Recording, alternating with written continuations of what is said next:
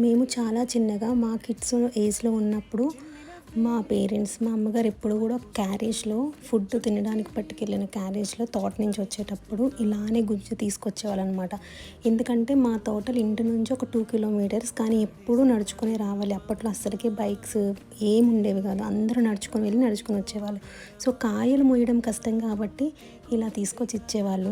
So ఇప్పుడైతే నేను మా పిల్లల కోసం, వాళ్ళు సరిగా తినలేకపోతున్నారు. ఆల్మోస్ట్ వాళ్ళకి ట్రై చేసినంత తినగలిగినంత తిన్నారు చాలావి, కానీ వాళ్ళకి ఇంకా ఈజీగా బాగా ఇవ్వాలి అనిపించి ఇలా చేశారనమాట. ఇది చేస్తున్న ప్రాసెస్లో గుర్తొచ్చింది, అప్పుడు ఇలానే ఇలా గుంజి తీసుకొని ఇచ్చేవారు కదా అని చెప్పి.